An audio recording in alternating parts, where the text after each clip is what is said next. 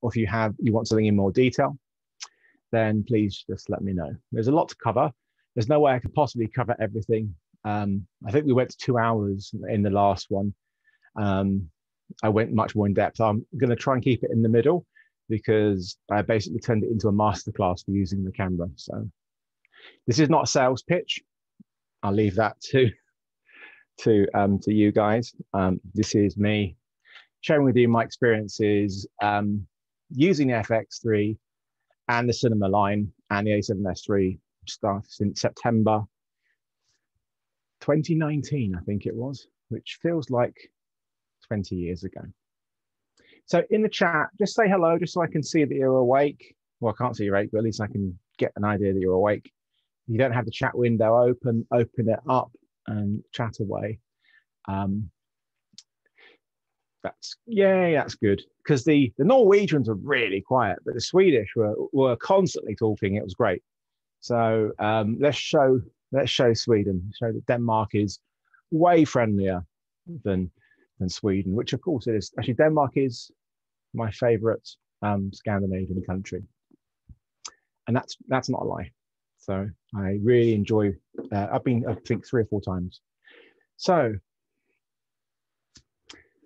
we've had some people say hello, not everybody, but Sebastian was I've got Christian and Sebastian, they were the quickest. So they each win an FX3. So Sony, if you could arrange that, that's probably not actually going to happen. So that's a lie. So don't believe everything I say. So the ILME FX3, which stands for Interchangeable Lens Movie E-Mount. That's Percy, if you can hear him. He wants to come and say hello. And that's a new acronym that was introduced with the FX6. So the stills cameras are the ILCE, interchangeable lens camera E-mount, which would have worked really well for this as well. And then, so these are just the names, just in case you're wondering, why is it called this and this and this? The FX9 is called a PXW because it uses MXF codecs. So it's an old acronym. So here's the camera here. As you can see, well, you can't see, flip out screen, handle stuff. Has anybody here seen my review? Just so curious, I did a 41-minute review, which went out last week, which gave a lot of information and also an hour plus review on the A7S3 and the A7 and the FX6, and a 2-hour one on the FX9. So I've done in-depth reviews on all of the cameras. So if you're ever not sure about, what ones to look at, then those are there on YouTube. They sound long, but I promise you they're fun and entertaining. You have to watch it all in one go. And what you find with the reviews is the newer ones obviously compare to the previous cameras. So obviously the FX9 is about the FX9, but then the FX6 one looks at the FX9 and the A7S3, if that makes sense. So this is the cinema line. Started, the first cinema line camera was actually the FX6, created a new line, but then it added the previous cameras which are already out, which is the Sony Venice, which is their nice, fancy cinema camera, as in big cinema camera, movie camera. And then it's the FX9 beneath. Let's get my fun animation thing again. It took me hours to do that. I really should have added the FX3 to that, but it was just too much work and I couldn't have to scale it all in. So those are the original cinema line cameras. A little bit about each one.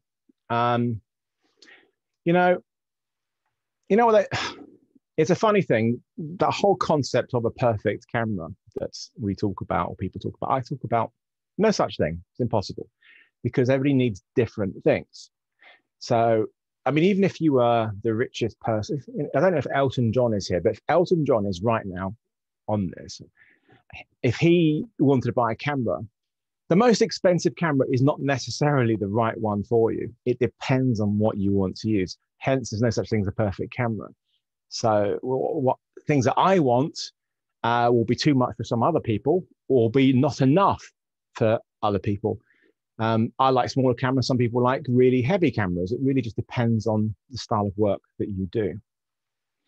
So this is the Venice, and it's a pretty impressive camera. It's become hugely popular in making in high budget productions, not just movies and like Netflix and TV shows, but also in commercials and things like that. The key difference that you'll find with what's called a traditional cinema camera is most of the controls are on the other side to the operator. So that's for the first assistant cameraman to get the camera set up, and they also pull focus, etc., etc. So that is the Venice. It's amazing, and this camera is the camera which really puts Sony into movies. Even though, and I'd be very interested if anybody knows, what was the first movie to be partially shot in digital? And it was with a Sony camera, and it was in the 1990s, late 1990s. And I'll give you a clue. It is the first film in a trilogy. And if you get the answer correct, you can have a Sony Venice on Sony. Actually, you probably can't, but I can send you this JPEG. If you can tell me what that was. So that was George Lucas, who was into digital, and then Sony brought out different cinema cameras, F35, F65, which is really amazing camera, and then the Venice. It was the Venice that took the movie world by storm. Even though the 65 is great, they just loved the colors, because prior to that, yeah, we have Star Wars Phantom Menace. Well done, Tony. So it was only partially shot. The first one that was fully shot was the second one. So prior to that was the Alexa and Red, but they loved the Venice. And the reason I'm saying this is the colors. The colors of the Venice are beautiful. And it's the key thing that aligns the cinema line is, apart from the color, is the color. That's, apart from the color of the camera, the color of the image. So they're all gray, and the color out of the camera is beautiful. So they've taken the color science from the Venice and put it into the FX9, and then all the colors cameras beneath it. And the FX9 is what I would consider F900. Yeah, the FX9 is what I would consider a broadcast camera. It was not released officially as an FS7 replacement, but essentially it is an FS7 replacement. It was my FS7 replacement. And FS7 is the most popular broadcast camera in the world. And this is very familiar shape and design and operation, but the key thing is it's full frame, switchable to Super 35 because it has a 6K sensor, so it can do both. And it was the first large sensor video camera from Sony to have proper autofocus that works. Key thing that works. We've had lots of cameras with autofocus, not many that work. And this was the first one that Sony had that worked. They had the handy cams and they worked, but they're only 1 inch or smaller sensors. So this is the very first. And this is an amazing camera. And I sold mine about 2 months ago to buy this, which is much cheaper and much smaller. And that's the reason why, I haven't shown it to you, sorry, there, the FX6. So we have that was the FX9, which is amazing.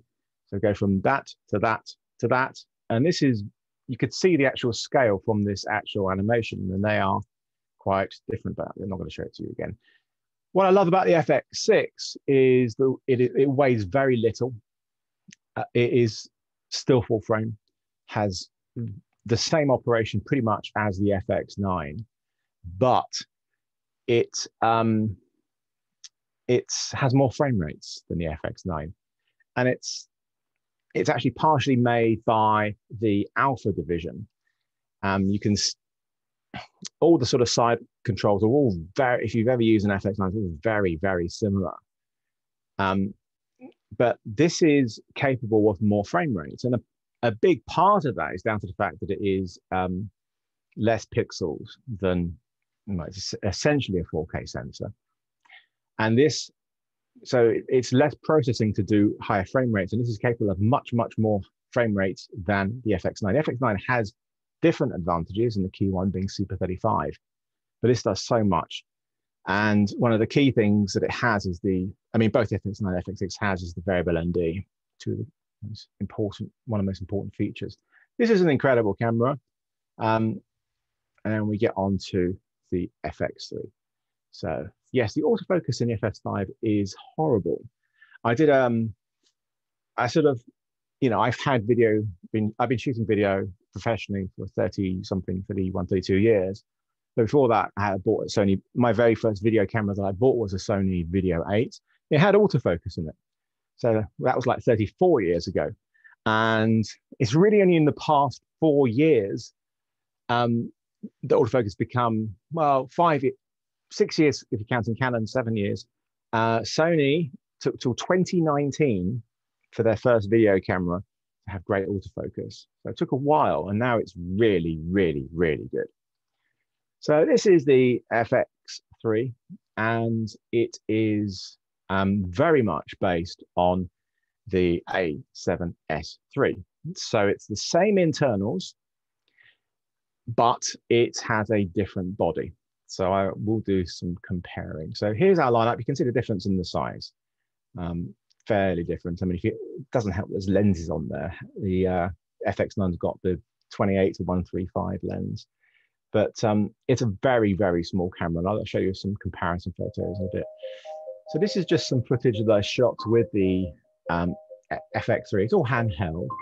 So the frame rates are 100, 120p, 4K. And I think there might be some 50 or 60p in there. All handheld. Anytime you see a full image like that, it's going to be autofocus, or it might be manual focus, but it's a Sony lens. These shots are anamorphic lenses, manual lenses from Surrey. And they are super 35mm lenses. And I will explain a little bit about how that's possible to use those on a camera that doesn't have a super 35mm mode in 4K. But the image is absolutely really beautiful. And so if any questions whilst I'm talking, I'm happy to do so. You should be able to hear the audio of the computer as well, I hope. Some natural sound. So, and I'll go through the menus, go through the frame rates, but there's actually some 1080p, 240 frames per second in there as well, which isn't anywhere near as good quality as the, obviously it's the 4K, but also the HD.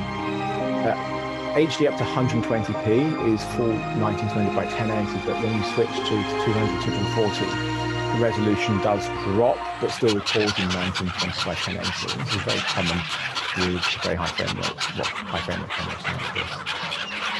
But you can get away with some shots in there. The one key thing, if you're either going to use 240 frames per second HD, is I would try and avoid any deep depth of field shots, try and keep them shallow, because then it will hide a lot of the fact that it doesn't have a lot of detail in there.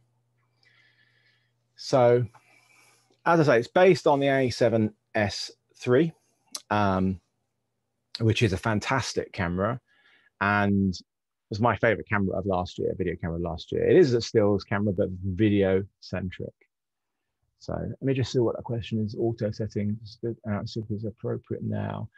Sebastian, if you can ask me that question a little bit later. Let's ask questions. If you can ask questions which are about what I am specifically talking about, that makes sense.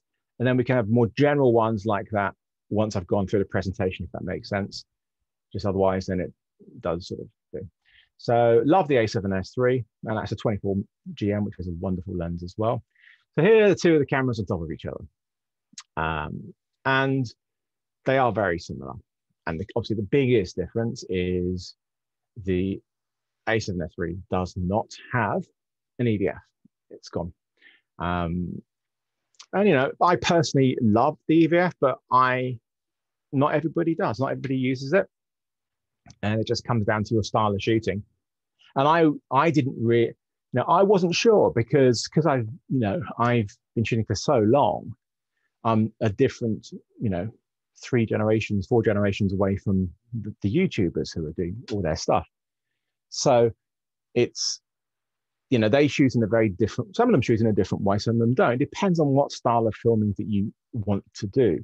I'm a very classical filmer, tripods and handheld when it's appropriate to the style, gimbals, again, when it's appropriate to the style. It all depends on how it is I'm shooting.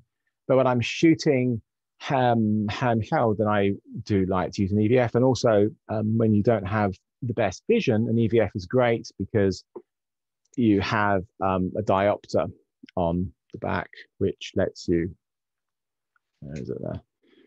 Is it gonna, am I in autofocus mode? I think so. I think it's just a little bit too slow. I think, oh, the reflection's killing it. Let me just double check I'm in.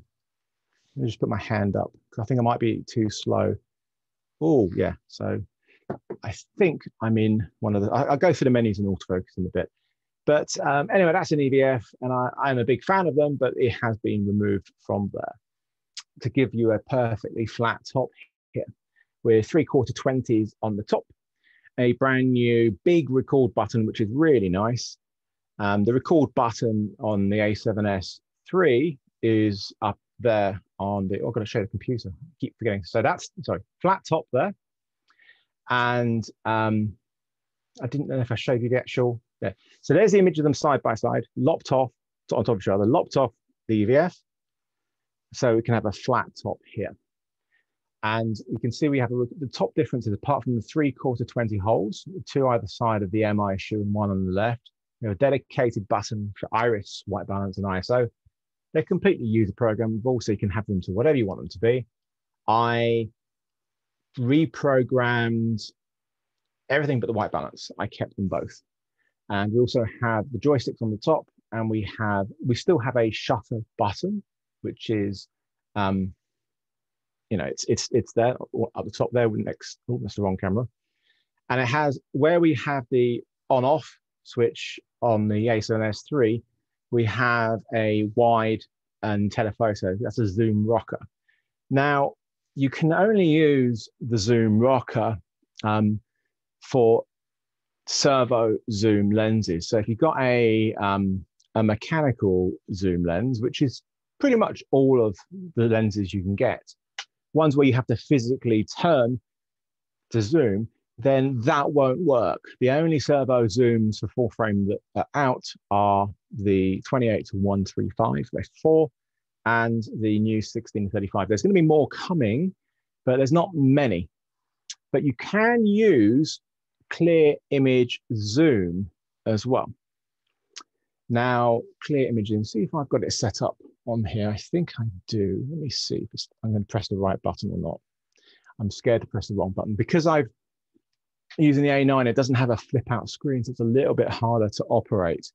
Actually, what I'm going to do is use my other camera, which I have here. So it's the A7S III. So I got clear image zoom programmed on one of my shortcut buttons. And what this does is it gives you a digital zoom. Now, how much depends on which mode you're in. So we are get 1.5 times. What it's doing, so it's not a digital crop. And that's what a lot of people, you know, you tend to avoid zoom because it's digital zooms because they are cropping. In the actual menus, you have the option, wherever it is in here, to have optical zoom only, which is basically means it will just work with a mechanical or servo.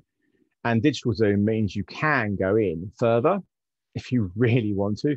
But at this point, when you go past that line, it's a digital crop. So you may as well just do that in post if you really want to do that, unless you're doing something live.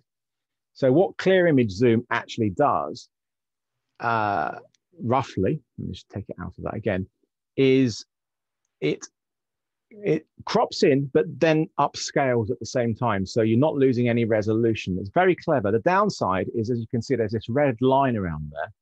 And that means you lose all of your tracking ability of face and everything. Autofocus still works. As you can see, it still works, but you cannot use selectable touchscreen and stuff like that. But it's very useful to use. But let me just go into a different option here. Let's go into HD. So in HD, you can go up to 2 times clear image zoom. So that is, you know, that's useful if you're in HD. So you can basically go have a 35 prime on here and give it a field of view of 70 millimeters. Now, of course, you are only getting the depth of field characteristics of a 35. You're not using, if you actually zoom in, then you are actually changing the characteristics of the lens. But it's a really, really useful feature. And that's what you basically can use that zoom for most things. The only real, it's a shame actually, because one thing that they could really do with is, I'm sorry I don't actually have the camera with me because there's only a few of them. But when you go into the zoom settings, all these menus are exactly the same, by the way. So if I go into the, wherever it was, zoom, it's this one down here. So these are the same options that you have on the FX3. And you can change the speed of it. And, so this one here is, if you see the icons next to the Z of the zoom, it's got a little film thing and a little other symbol. That means that setting works in both stills and video mode. Any setting that only has doesn't have any symbol next to it, like auto slow shutter, means it's specific to the mode that you are in. So the only real negative I would say about the zoom rocker is you cannot turn it off. So the reason that's a negative is if you can clear image zoom, then you will touch it and then it will crop in slightly and that will kill your tracking autofocus. But you just got to be very careful. If you have it set to optical only, then it will come up with a message saying, this is an optical lens, you cannot zoom with it. And you have to click OK. So it's a little bit annoying, and I'm hoping they can fix that in firmware. But it's a useful feature, having that zoom on there, rather than what I have on my camera is simply, I have it preset to, my autofocus is totally not set up right now. I'm going to change it. Let me just double check what it's set to. You can't see the menus, but I can. I've got a little screen there. I am set to, that's why I am not set in the right mode at all.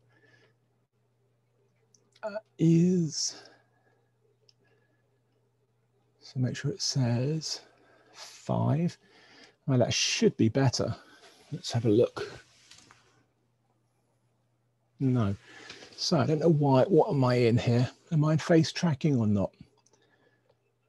I am. And I am in. Sorry about this. I thought I was. This is the downside of not having a flip out screen.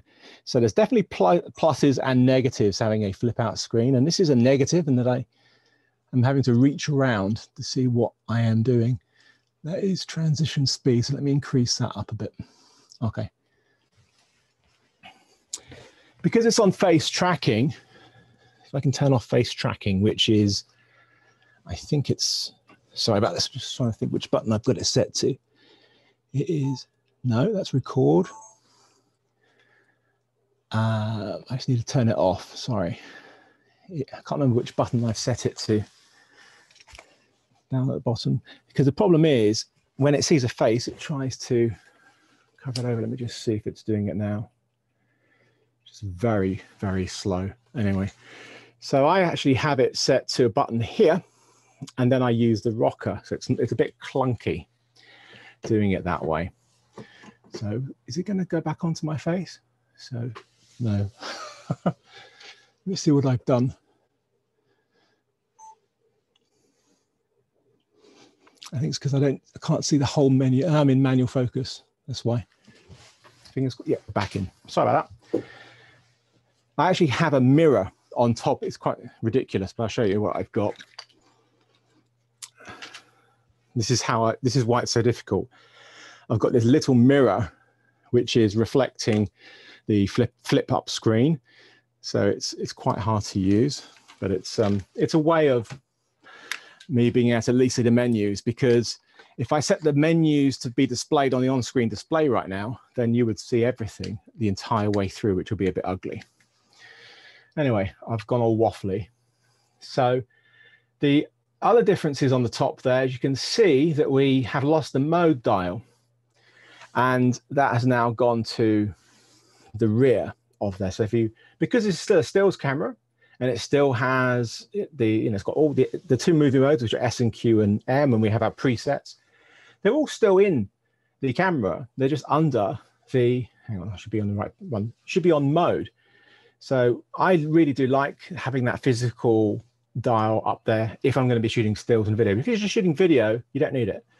The mode is absolutely fine. You can see it there. And there's no exposure compensation dial anymore. You can see it on the right-hand side. I mean, that's still a very, very stills function, but Sebastian was talking about auto exposure. And when you are using auto exposure, you would want to use exposure compensation. You can still do it and it's still available. It's just in the menus.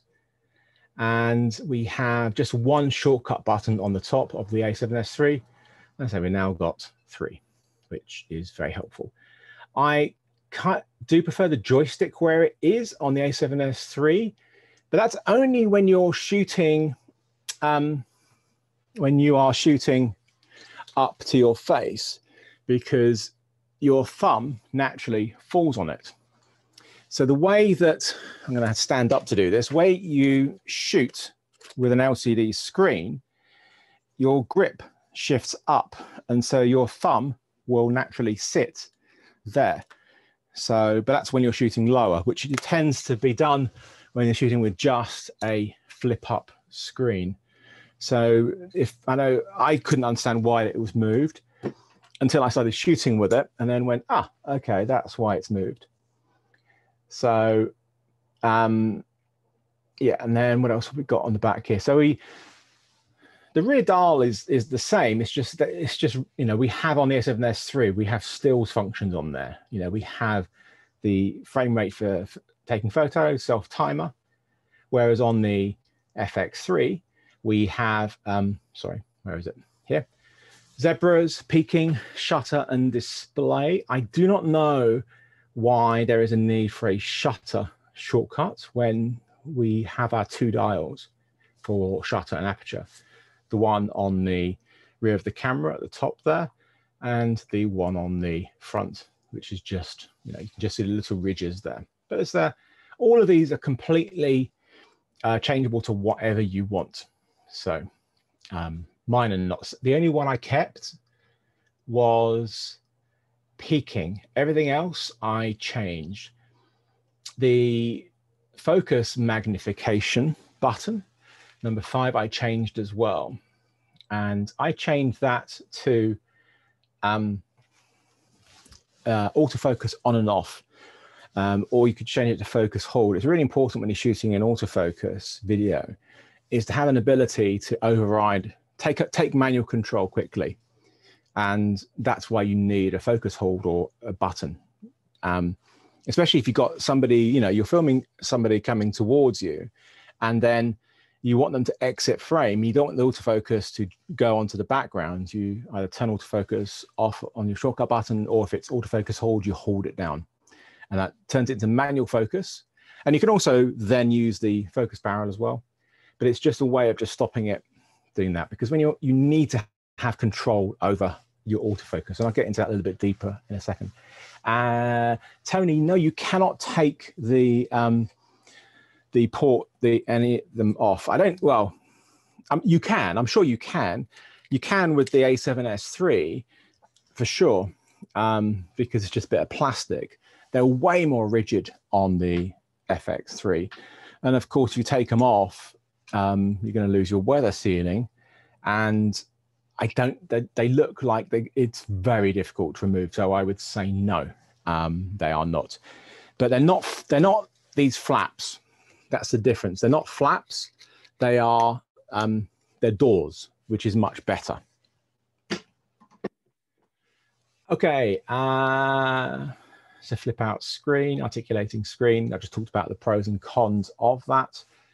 So, and you can see this. This is the I can't remember which one it is. I think it's the A7C. They all look the same, but you can see the design of the A7C, or that could be the A6600, compared to the FX6. They also have a FX3. They've also got a flat top, but they put a little EVF in the top left-hand corner, which isn't very good quality. but there's a lot of design cues from that. So looking at the side where you're just talking about the doors, Tony. So the covers, these are doors, as I say, so they open up and they stay there. They're not these awful flaps that we have on the A7S III and stuff. The A7S III does have one door, and that is on the HDMI, full-size HDMI port, whereas everything else is flaps which dangle and get in the way. So these are our connections, apart from the MI shoe on the top. Mic in, headphones, USB-C power delivery for charging, connecting up to your computer, and the micro USB for things like time-lapse triggers. You can only, if you use a power delivery battery, USB battery, you can power off of that. It has to be a proper power delivery one with appropriate wattage. It's kind of what the most I use that for. And of course, full-size HDMI. You can see also we do have a quarter 20 on the top left above the HDMI. That is a difficult one to use for anything, to use with most things, because it will cover up. If you're going to use the HDMI port, it will cover things up. But you can put an HDMI clamp on there. So I've got a small rig one, and it fits perfectly on there and just holds that HDMI in place. Now, one of the biggest changes is we now have a fan on the camera, and you can see that on these two images. So we have there and at the bottom as well. So this keeps the camera cooler. Not that the A7S III overheated much. It really only did it if you're shooting in 100, 120p 4K continuously for a long period of time. And also if you are in a very hot environment. And also if you have your screen closed. So that is really important. So if you have your screen closed, then you actually you're going to have lots of issues. So I mean, this is an A7. This is the A7 III, and this doesn't actually completely articulate out, which is a bit annoying. But that's kind of what they are. But if you this doesn't overheat, but the A7S III did overheat for sure when I had that screen closing, because it needs that screen to be open to dissipate the heat. So it's very, very important. Same with the A1. So a lot of people, well, when the A1 was launched, they were saying the 8K is 30 minutes. Otherwise it will overheat. Well, yeah, that is true. If you keep if you keep the screen folded in, if you take the screen out, then you can record about an hour and 20 minutes. And then if you use a dummy battery or a battery grip, you can do continuous, because a lot of heat is generated from that battery. So with the FX3, it will still overheat if you have that if you're in a high frame rate like 100p, 120p in 4K, if that screen is folded in. But for just normal use, anything like up to 4K 50p, you can keep that screen folded in like that.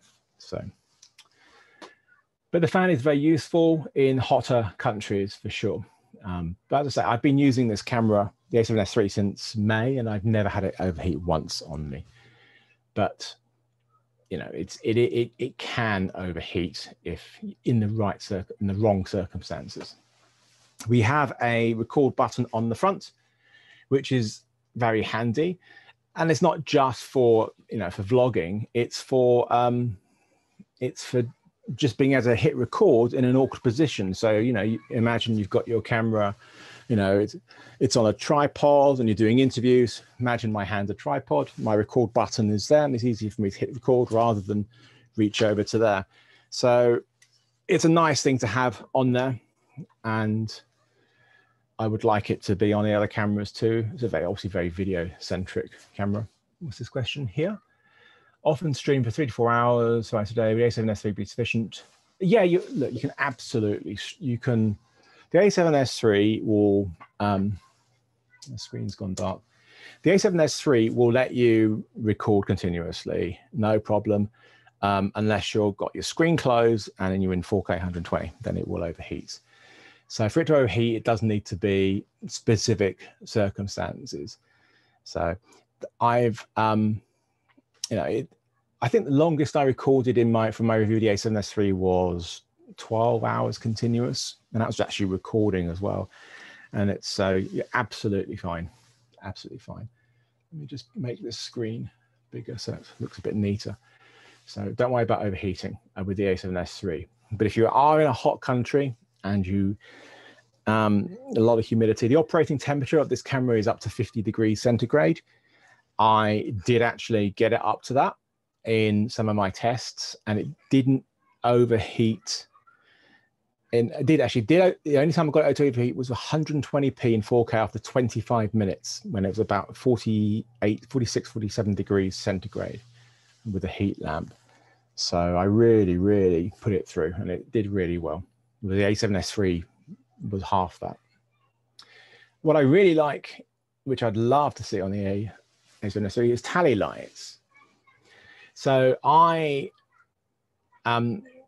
can turn these off.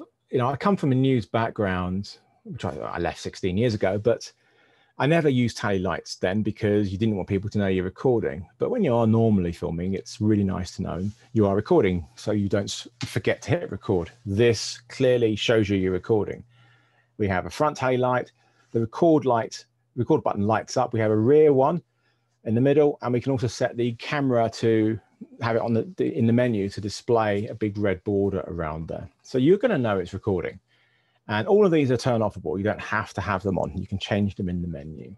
So that's a really lovely feature, and I like that a lot. So, right. So some of the specs, I'm always on the wrong camera. I was going to show you the actual tally lights. There we go. So they're the tally lights I was just talking about. Sorry. Got to make sure I'm on the right thing.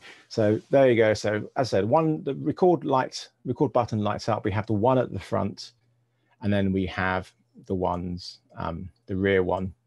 We can have the border, and we have the rear one in the middle, which is very, very bright. That's why it doesn't look red, is because it's overexposed. So let's have a look at the key features of the camera. So this is actually quite interesting, is that when you look at the specs on the Sony website and manufacturers, anybody who's selling the camera, they all state it's a 10.2 megapixel sensor. And the reason they're saying that is because that is the video section of the sensor. Because it is the same sensor, the A7S III, which is for stills and video, and it's the same as the FX3. It's that full sensor height is 12.1 megapixels. A 16:9 portion of it is 10.2. Now, the resolution width is, I think, 40 to 40 pixels. And the recording for 4K is 3840. So it's not sampling 1:1, which a lot of people say it does. What it's doing is it's downsampling that 4240 to 3840 to create this very nice looking 4K. Because if you take a photograph and you shoot video, it is the same width in the field of view.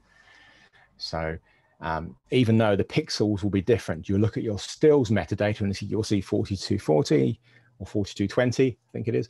And then you'll see the video, which is 3840, and you go, how's that possible? Because it's downsampling. And there's also something which is key to that, which I'll get onto. Stunning image, the Venice color science, and we have the S-Log3 and S-Cinetone profiles. These profiles I'm going to talk about in a second, actually. This was key with the A7S III, 10-bit internal codecs, 422. The 10-bit's the most important part, means it's very, I keep thinking on the wrong one. So this is the key bit, 10-bit 422.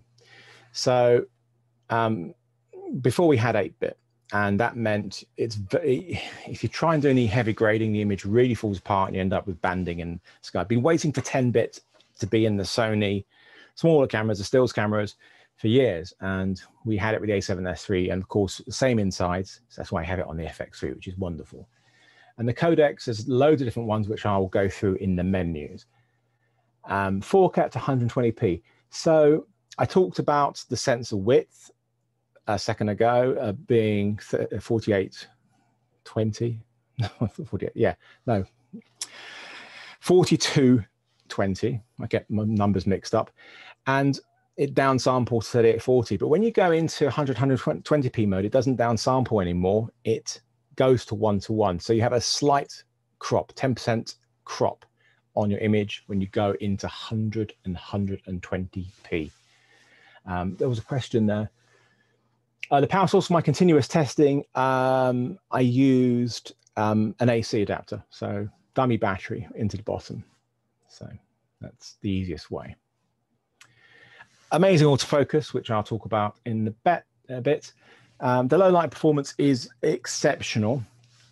So this isn't officially rated as a dual ISO sensor. I'll get onto that in a bit. We have incredibly good sensitivity in low light.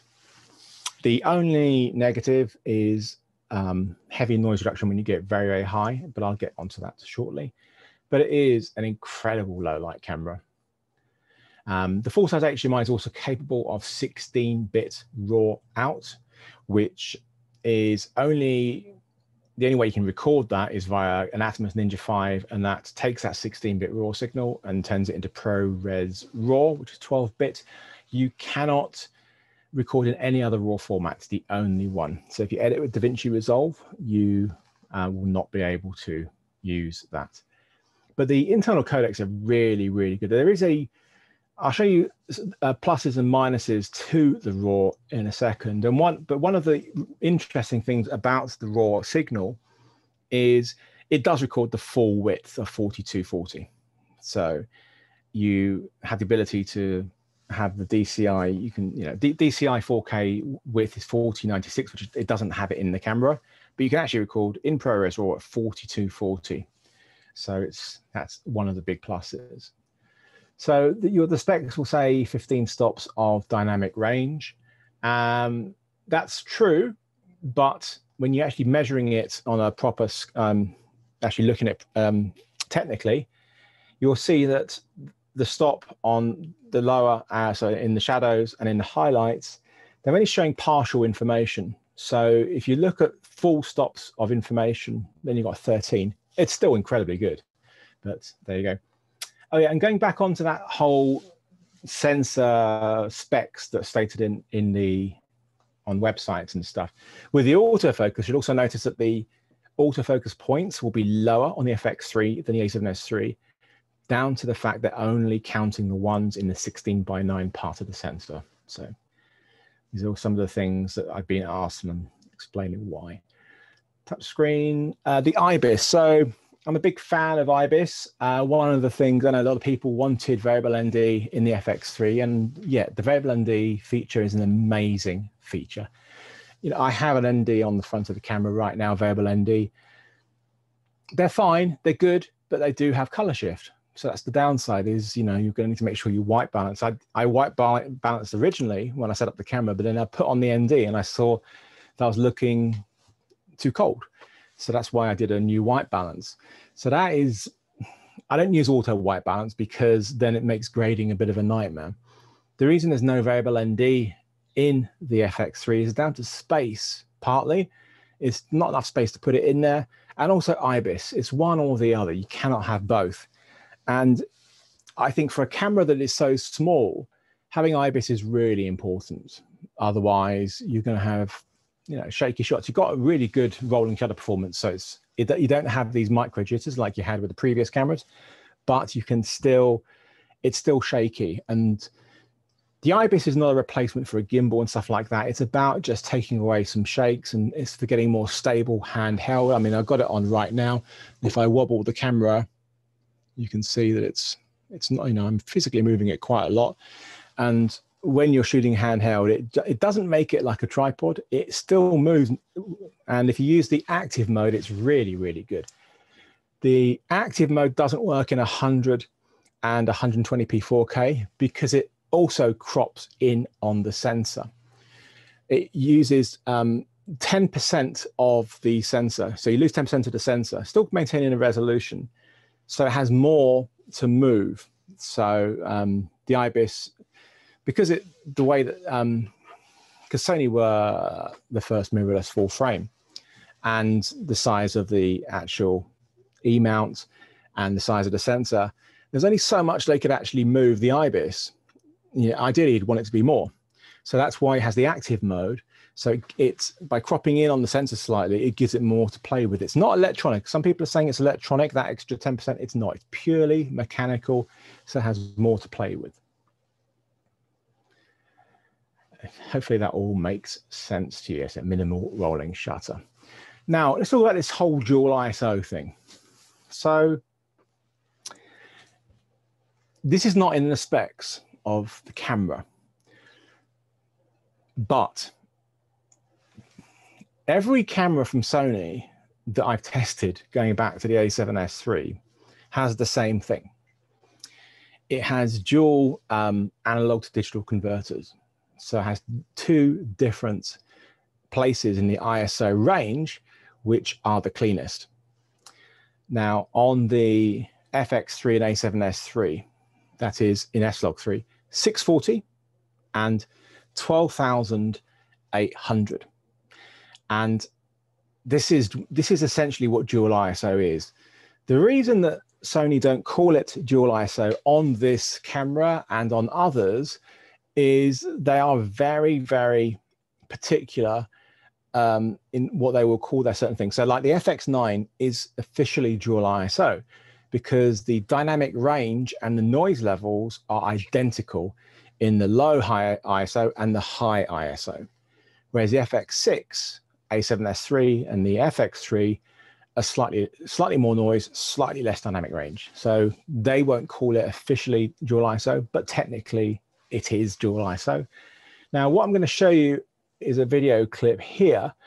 And what I've done is I've recorded some, just with the lens cap on, recorded in S-Cinetone to start with. So S-Cinetone is Sony's profile, which is a sort of is baked in profile. It looks really nice. It's not too contrasting saturated like your standard profiles Rec 709 broadcast standard. It's much closer to the film S709 standard of the Sony Venice. It's really lovely.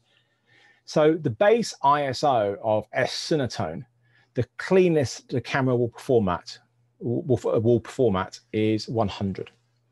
Now, it's a very simple calculation to know when your ISO is cleaner. You will not see it in the camera unless because for me to show you this, I have had to push the exposure up by 8 stops to show you the noise levels. But if you start pixel peeping on your normal footage, you will see it, but you won't see it on your LCD screen. There's no way you'll see that it's noisier. You just need to know when it gets noisier. So it's basically 4 stops before it changes. So my little bar has just ruined that. Let me just go back onto there. So I'm going to play it now. So 100 is the base ISO. So if we go up 1 stop to 200 any second now, take it off auto. So here we go. So 100 is our cleanest, then 200 is 1 stop, 400 is 2 stops, 800 is 3 stops, 1600 is 4 stops. Now the next 1/3 stop increment is where it cleans up. As you'll see as I go, hopefully you can see it on zoom, as I go up to 2000, the image will clean up drastically. Here we go, any second now. Come on, Philip, there we go. Massively, so almost the same as 100. So you have this massive sensitivity change, which is a big, big deal. So that's why I would avoid, when you are shooting with the FX3 and the A7S III, I would avoid certain ISOs. I think you're absolutely fine to about, I would say probably when you get over 1,000, I would consider switching to 2,000. I would definitely, actually, yeah, if you're at 1,000, I would probably switch to 2,000 and then use ND to bring your exposure, and you have a much cleaner looking image. Now, this is different. This is different when you're shooting RAW. So, this is, you can shoot RAW with the FX3. So same as the A7S III. So some people mistakenly say that it's noise reduction that is going on when you get to the higher ISOs. It's not noise reduction. It's a secondary analog to digital converter where it's set to a higher level, and that's why it's clean. And the proof that it is not noise reduction is ProRes RAW, because ProRes RAW, by its definition of RAW, means there's no processing of it. It's all done in post. So there's no noise reduction in ProRes RAW. And if you shoot in ProRes RAW, you'll notice straight away it's way noisier than normal internal recording because of the noise reduction. And it just means you have to do it in post, but you can see that the changeover. So I'm just going to play the clip. So this is brought up, not actually even as much as 8, so I think it's like 2 or 3 stops to show you the noise.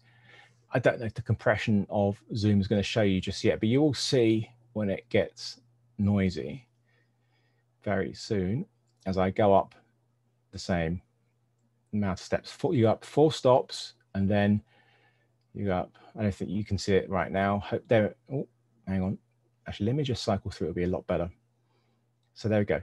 So this is 640 ISO, and this is 10,000 ISO.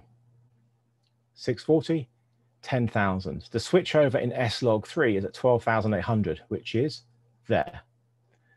10,000 ISO, 12,800 ISO. It's a switchover.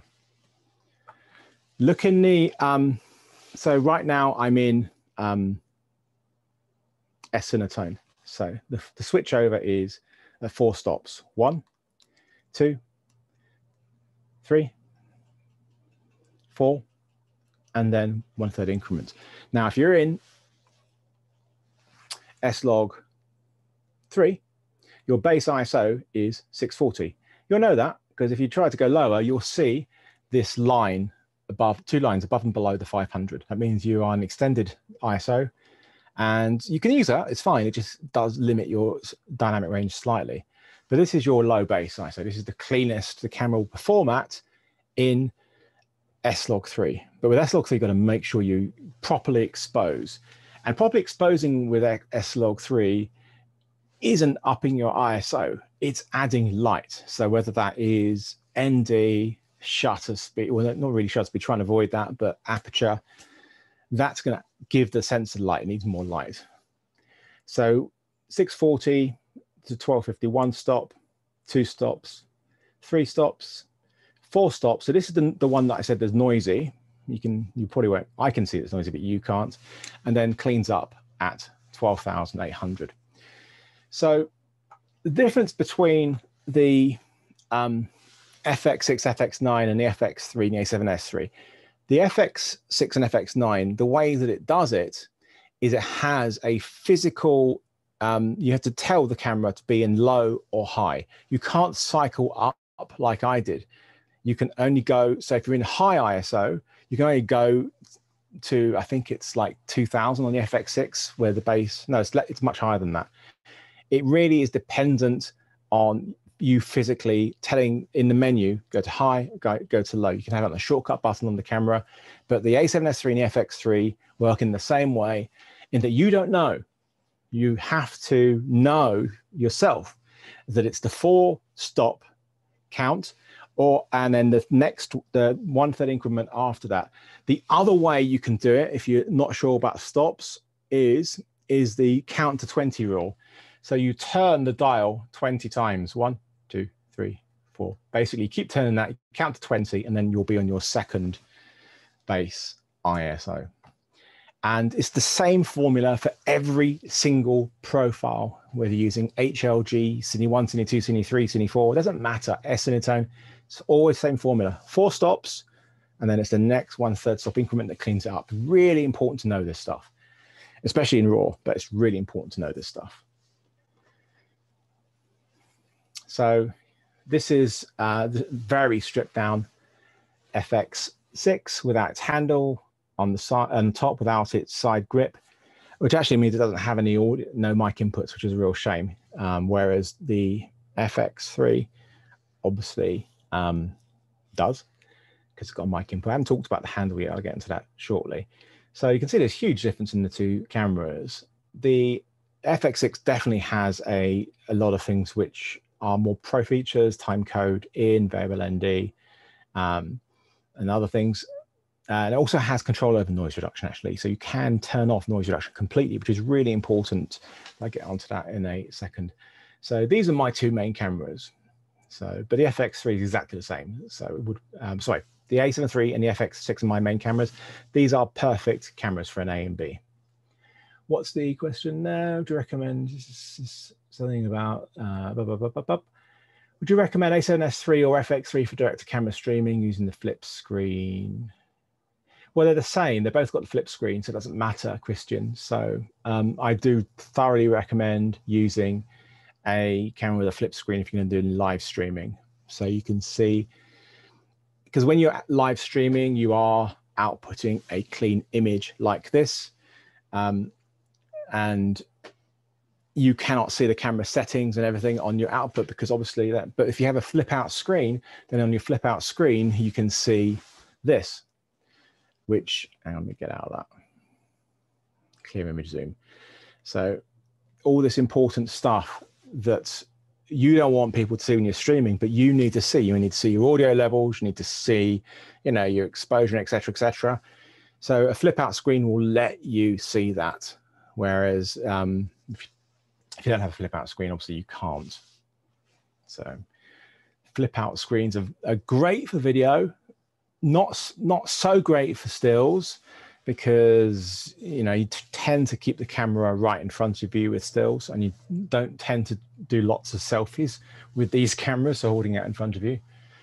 So yeah, I'm not going to play that because I have other stuff to talk about. So Christian is saying, need to check sound levels, use Fuji now, but focus breathing is a problem. So, I mean, when it comes to focus breathing, Christian, it really comes down to your lenses as well. Some lenses will breathe more than others, especially, you know, even with Sony's. So I have the 35 Zeiss 1.4 on the camera right now. Let's see if we can get our focus to change.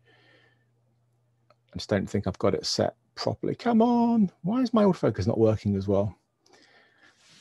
Let me just see what I've got it set to again. Autofocus. Oh, I know what's going on. There we go. I'm going to take it off of. I need to take it off of one of these settings. I was recording all that. So I'm going to take it off of face tracking. Hopefully that will take it off now. No, I don't think it has. Right, because I just don't have it set up correctly. But this camera definitely, this lens definitely breathes more. I think it's working better now. So if you look at the way, you can see that the way that it does breathe as it changes focus. This is the 35mm Zeiss 1.4. So it's not particularly nice. But you only really see it when you do these big changes. If you're doing any sort of subtle movement, you won't see it as much. Yeah, autofocus is working really well now.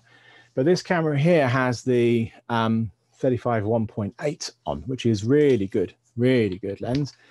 And let's put it into autofocus. It doesn't breathe. So let me show you the easiest way for me to. So if you look at the edge of the laptop, hey, it's you guys, of the computer screen. So I'm just going to frame it up there. So if I put my hand up there, I'm going to speed that up, it's a bit slow.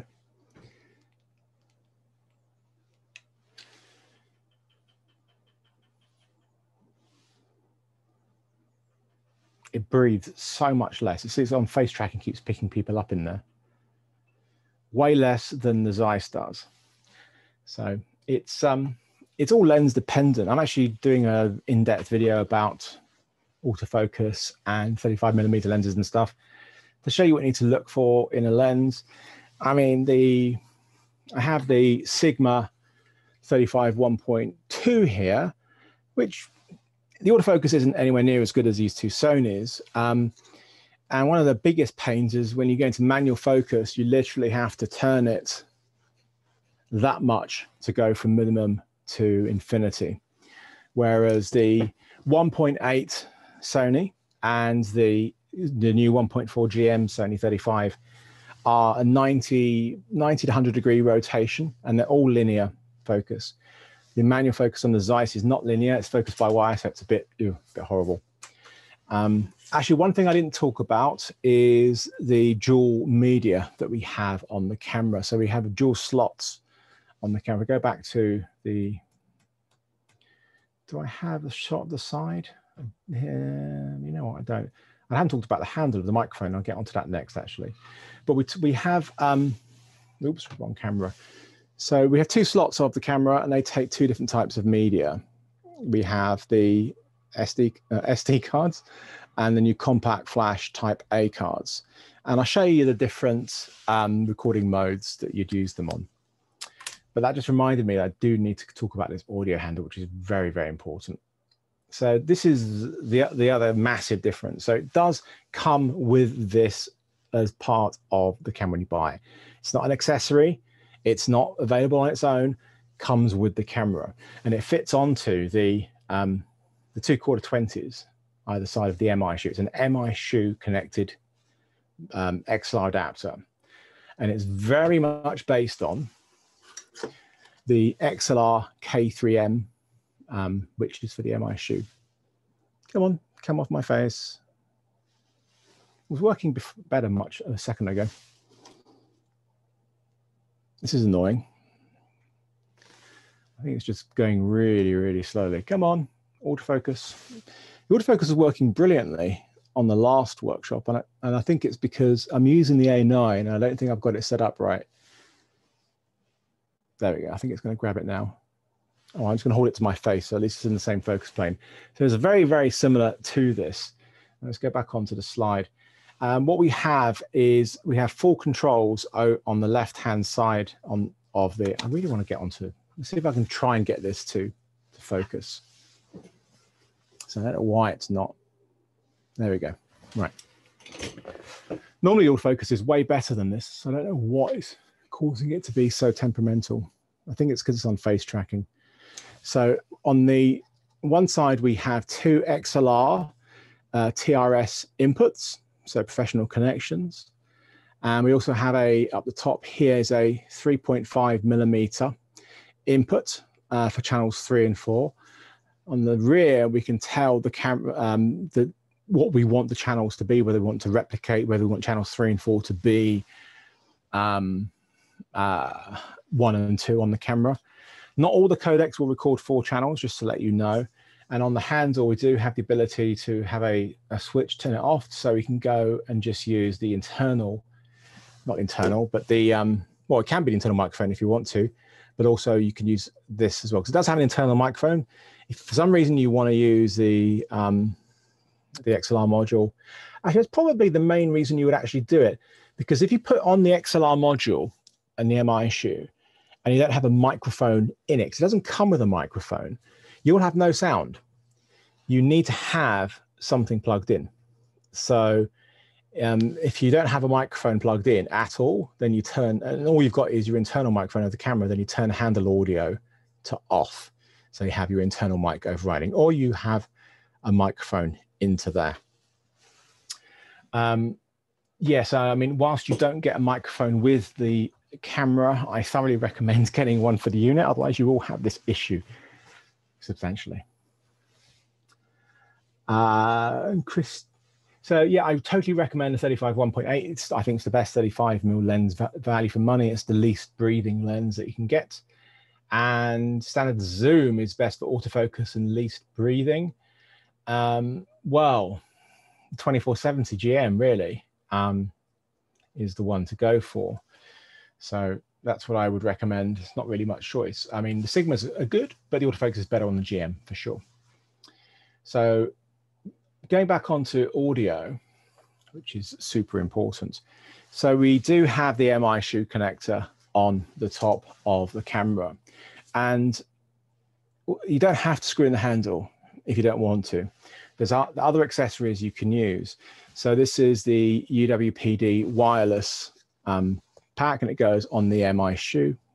See, it worked on that time. And this gives you, with the transmitter, which is here, So you plug your microphone into it, and this gives you direct wireless audio to your camera. So if you've got the handle on, if you want to use wireless microphones, you're going to have to go into either the 3.5mm input or the XLR jacks, because there's no additional MI shoe on top of the handle. So you can't use this if your handle's on, if that makes sense. One other really nice MI shoe accessory is this, which is the ECM B1M. Why do you sometimes work autofocus and sometimes not work? Don't know. Could be this lens. You know what it is? I think I know what it is. So last workshops, I used the 35 1.8.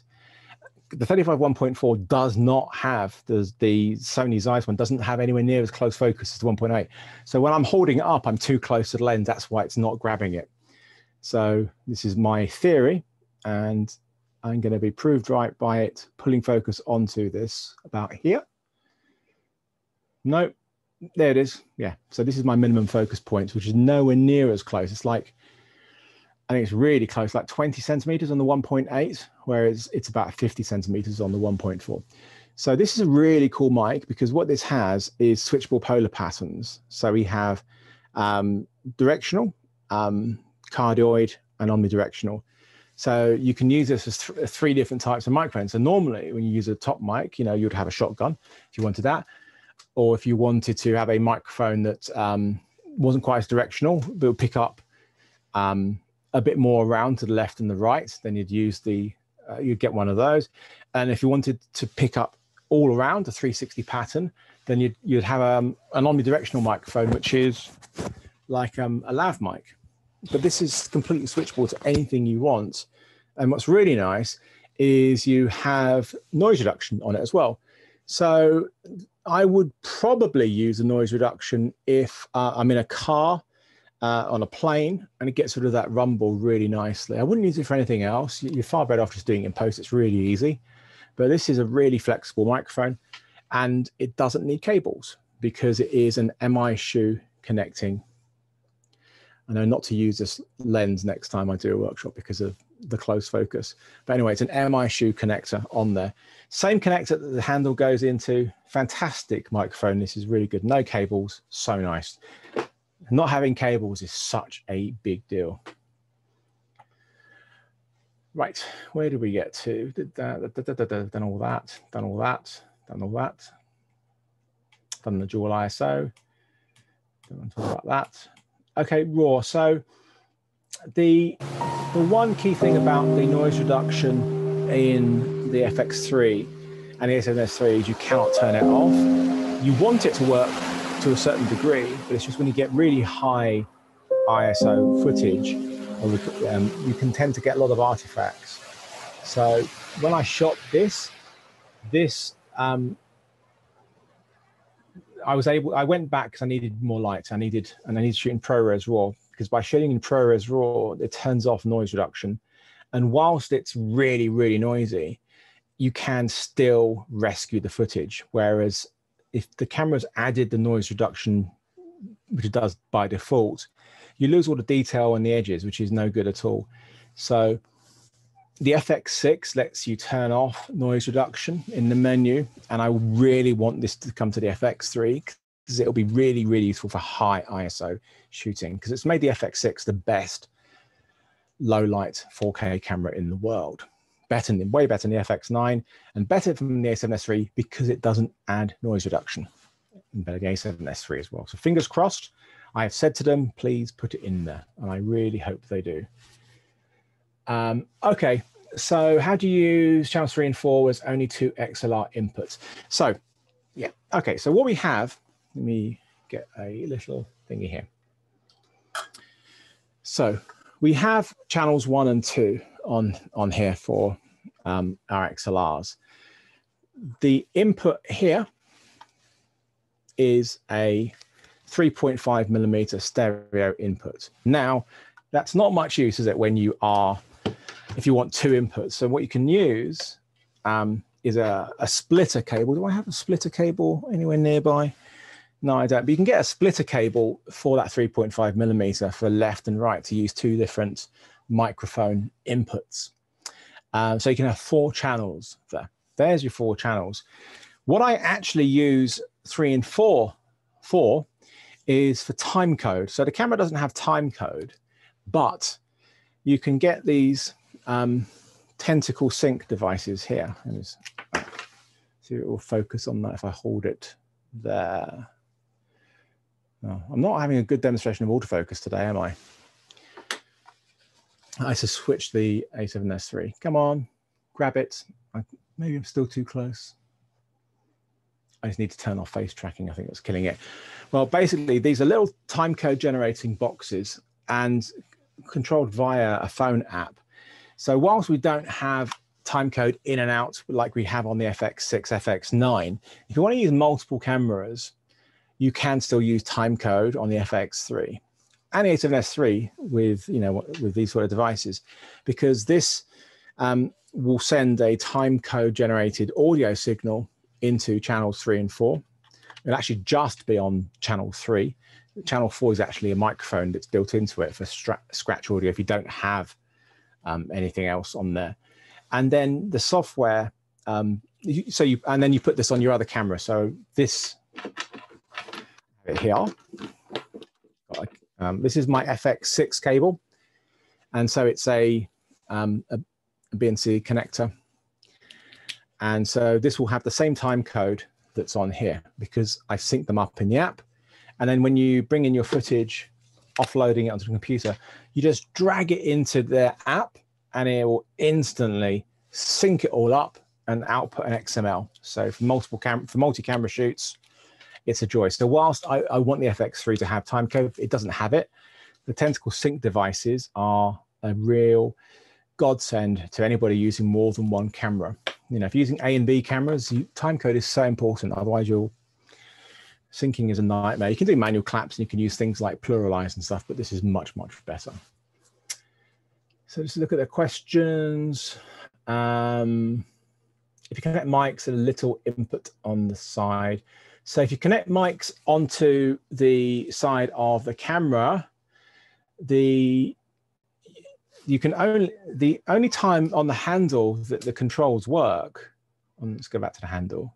The only time the handle controls work is when you're using an input on the handle. So if you look at the, there, so we can see we have a level for input 3. So it doesn't give you 1 for 4 because it's a single input, even though it's a left and right stereo channel. So you cannot change the levels individually on channels 3 and 4. But this will not work for your microphone on the body because this is for the inputs on the XLR handle only. Also, it should be actually on the thing. So there we go. So you can see that it says input 3. That's only going to work on input 3. If you want to change the levels on your camera, then put it into a shortcut on the back on your function menu and do it there. That's going to be your easier. So my function menu is programmed for all the most important functions of the camera, which I'm going to get onto next, which is going through the settings of the camera and the menu so you know everything. So is there anything else I wanted to cover in my Power keynote? I don't think so. No. Okay, so let's talk about if there's any questions as we keep going. So let's go through the menu. So you've seen a little bit of the menus. And yeah, I have programmed the function button on the back of the camera to be my shortcuts of the ones I most use. So that's white balance, switching between autofocus modes, which I have an actual physical button on there as well, and the focus area for autofocus, which I'll talk about in a second. So same with these two, the speed and the transition setting. The steady shots, whether we have it off, standard, or active. Oh yeah, one other way of stabilizing I didn't mention, sorry, is the camera records a gyroscopic data for the movements. So actually it's the A7 III, so it doesn't do it, but it will record how much you move. It'll keep that data only if you have stabilization turned off on your camera.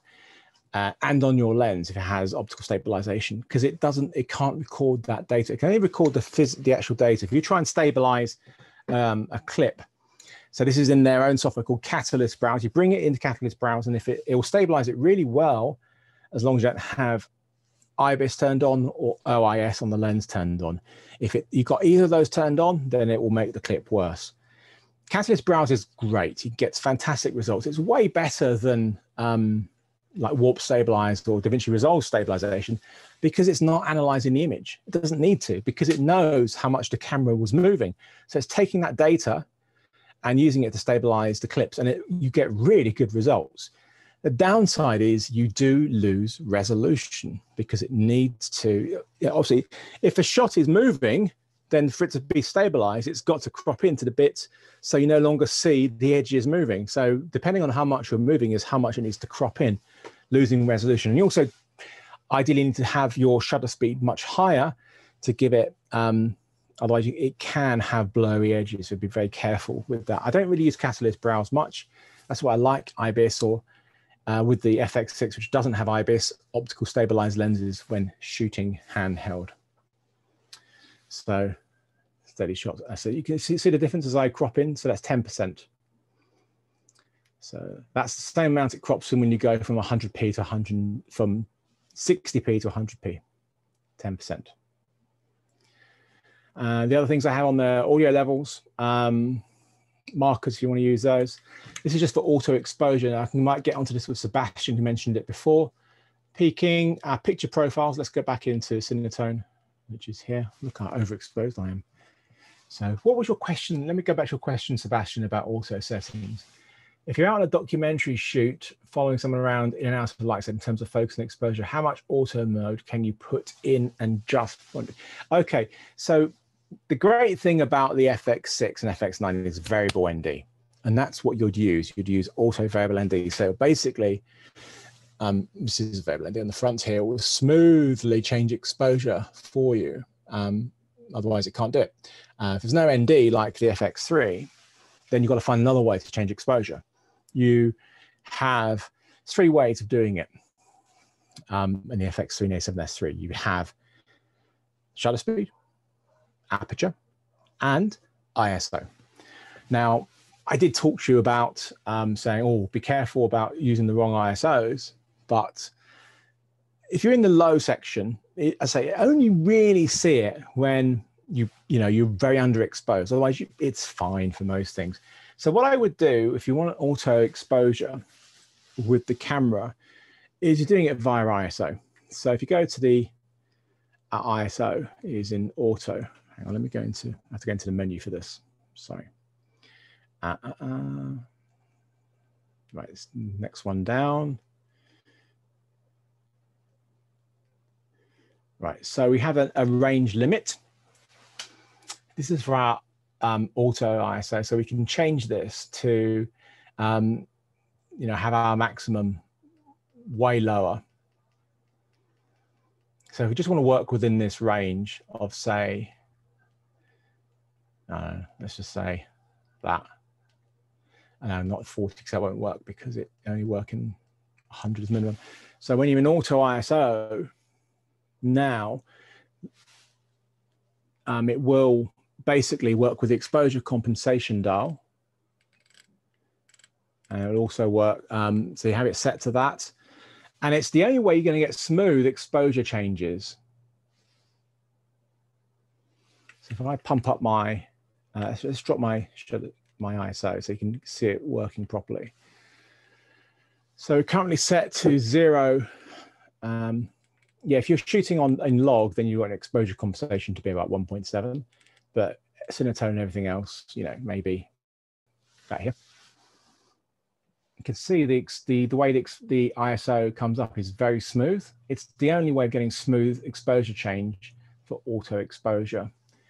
And if you're going to use auto exposure, it all comes down to your metering mode to get the best results. So, you've got the whole screen as just a center portion, etc., etc. And you also do have the ability to have a priority for faces. So it was like face detect in autofocus. it will see the face and it will expose for the face. So it often means when you're in darker places, then suddenly the background's going to get too bright. So it depends, you know, you experiment, you find the best way of getting the best results. Do you know if raw output effect, where did we got to know? We've done that one already. So another question. So what I've done actually in my A7S3, which is the same in the FX3, is I created my own custom menus for quick access with all my key functions, which I use. Now, the way that the menus are set up on the Sonys is so much better than we've had before. And they pretty much make sense, you know, one for shooting, one for exposure and color, one for focus and playback, et cetera, et cetera. But still, some of them aren't quite, for me, I feel I can still be jumping around sometimes. So for example, if we're in, let's go back into 4K. So if we're in 4K and we're in PAL, which is what we are right now. Whoops, didn't mean to do that. Hang on, let me just go back here. Right. So in 4K, we have the option of 25, 50, and 100. I don't know why it's in that order. It's very strange. But if you want 120p or 60p, you've got to go into NTSC. So if you're in the normal menus, you're like, well, where is it? You've got to go all the way down here to get to it, to change it. I'm going to change it. Oh. So it's going to come back on. It's going to resync to that's the great thing about the A10 Mini and A10 Mini Pro is no matter what you chuck at it, it's still going to make it work. So now if I go into those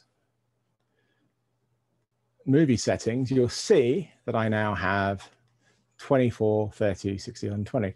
So, you know, whereas the previous, well, this is a really big deal. Whereas before we used to go between PAL and NTSC, the camera would insist on you putting in a new card. Otherwise it would format it. You can switch between these modes as much as possible. You won't be able to play them back unless you're in the right mode, but that's fine. So the reason I was showing you that is because in my menu up the top here, I put NTSC PAL with all my other video settings because it's an important setting, which I have for quick access. So that's why I have it all organized in the most possible ways.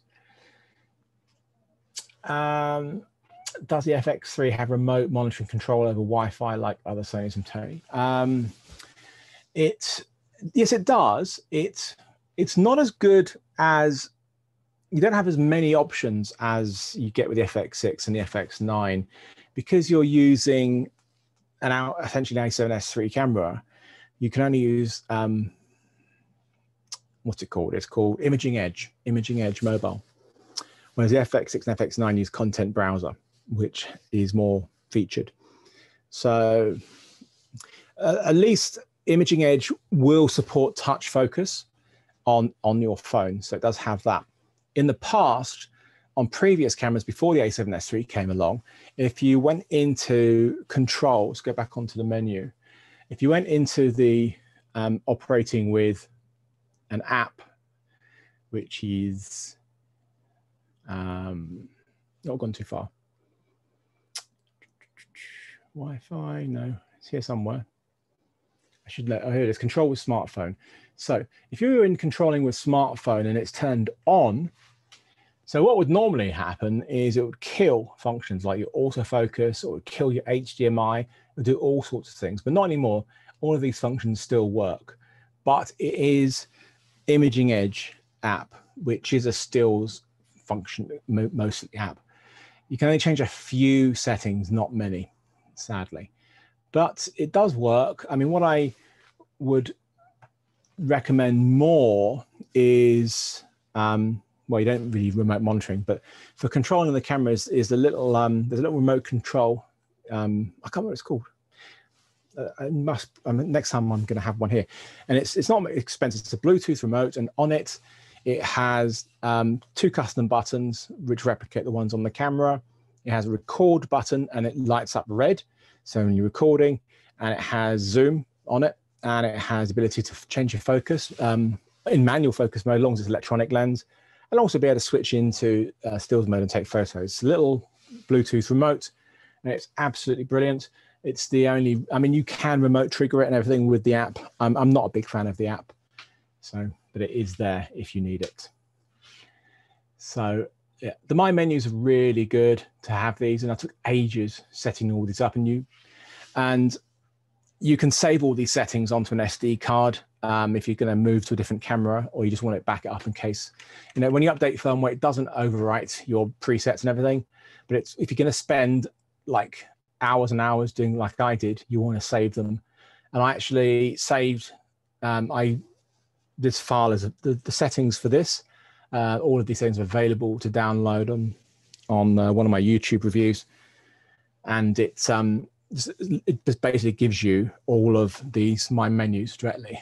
So I keep all the main video settings in one for the format, the recording, and then I have all of the changing the image quality, like the white balance and the profiles in one, and then I have all of the key autofocus ones. Like touch operation is in, again, it's in the bottom menu for all the way down here. So we have some autofocus here, but we also have some here.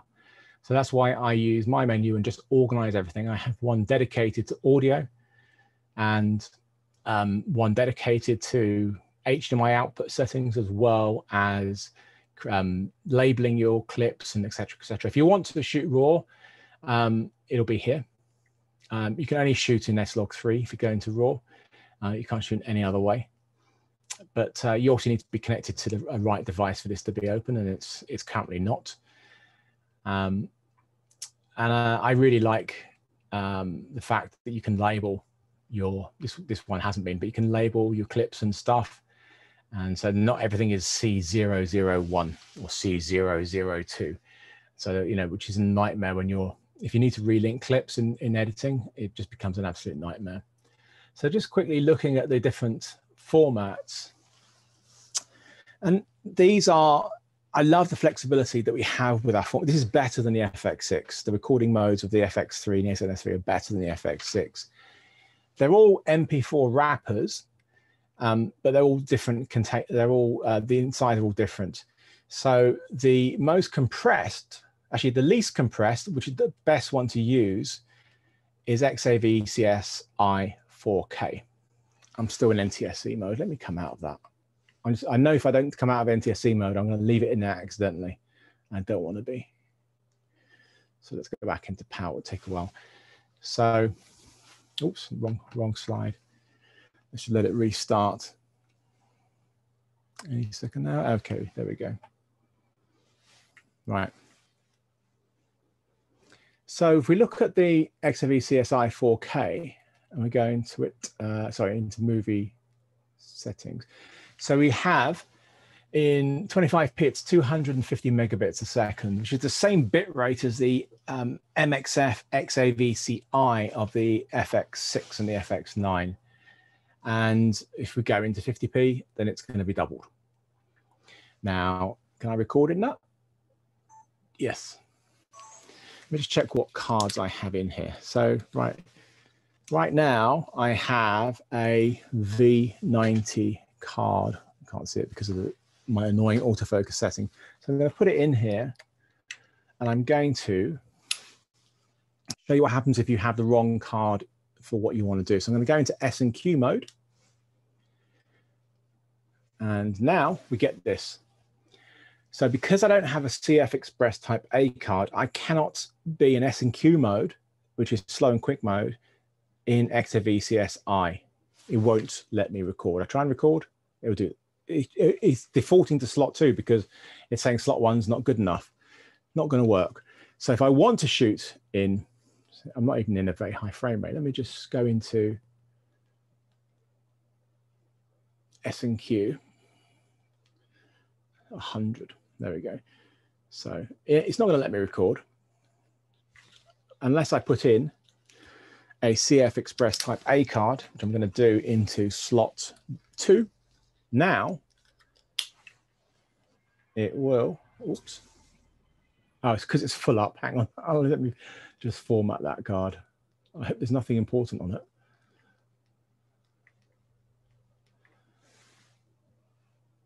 So but you can still record in every frame rate. It just depends on what codec you put it in. The great thing about XAV-CSI 4K, XAV-CSI, is it is an intra-frame codec. Every single frame is compressed individually. So your edit system will have no problems whatsoever. Should be no problems editing. So now I'm in, I have an empty card in slot 2. It can record in this mode. But if I take this card out, so removing the CF Express Type A, and now it won't do it because it's not fast enough. But if I go into a different codec, say XAV-CS 4K, make sure we're in 10-bit. There we go. So now I'm still in 100p, I believe. Yeah. Now if I hit record, it will let me record because it's a much more compressed format. It doesn't need such a fast card. So here, S&Q, you can see the bit rate. Actually, that was the wrong one. So 140. So it's 140 megabits a second. Whereas if we go to XAV-CSI, you'll see that the S&Q is 250. And actually, if you go into, you'll see what it actually records at. Actually, we go a bit higher. There we go, 500. So it gets really high bit rates, and it's the same when you want to shoot XAV-CSI in HD. It will also do the same thing. So the only time you need these compact flash type A cards is if you are wanting to record in XAV-CSI for everything. Now, if we look at the other codecs, the bit rates. Now, I just showed you the XAV-CS 4K, which is that's the old format. If you've used an A7S2 or A7 IV, etc., that is the same bit rate, the same codec, the 420 8-bit. So the much better one now is 140 megabits a second. And that's good. You know, it means, you know, you're not going to have massive files. You can shoot with a V30 card for that format, which is cheap cards. The most compressed is HS. Annoyingly, there is, for some reason, no 25p in this mode, only 50 and 100. But actually, let me go into NTSC mode to show you the actual bit rates and how low they are in this mode. So let me just go back into, I'll do it in this way. Because when you are, there is, at some point you are, until we get computers which can deal with these higher compressed codecs. So my laptop is a MacBook Silicon M1, and it can edit HEVC codecs, which is what XAV-CS HS is. It's compressed to H.265 HEVC, and it's a very compressed format. It's so compressed that when you look at the bit rate of it, which is the next one here, that's the 420. So we can shoot as low in 10-bit as 45 megabits a second, and shoot as high as 200.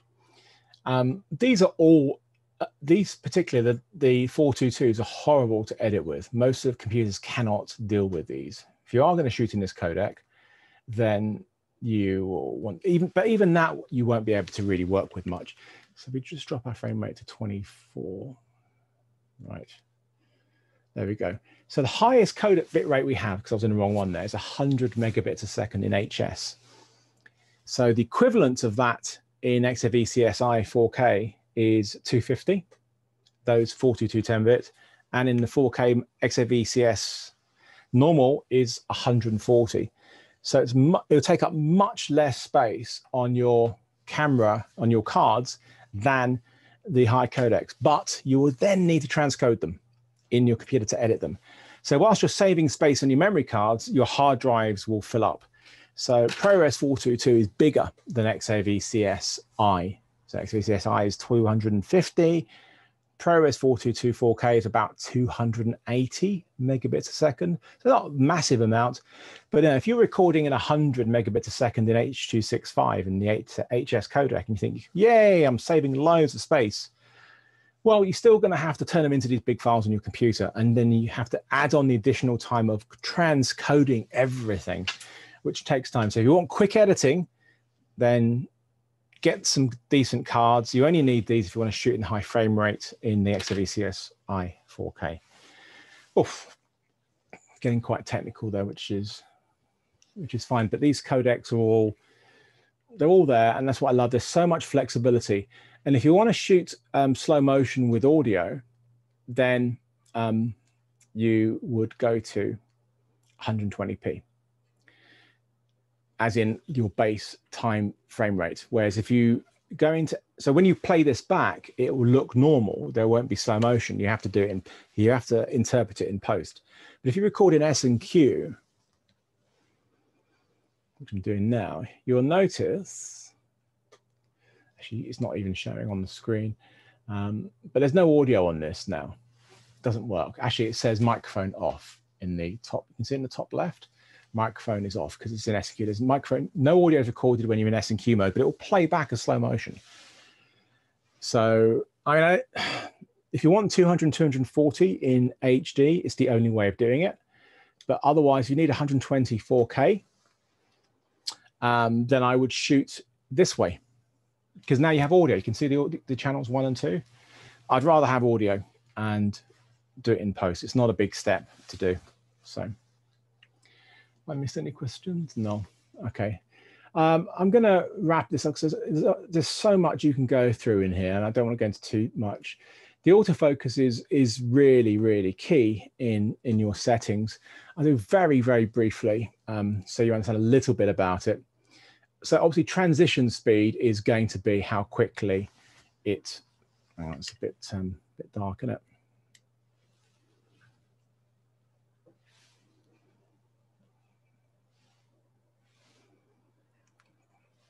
It doesn't help that it's something really bright. Let me come off of the screen. And so we've got a nice even exposure.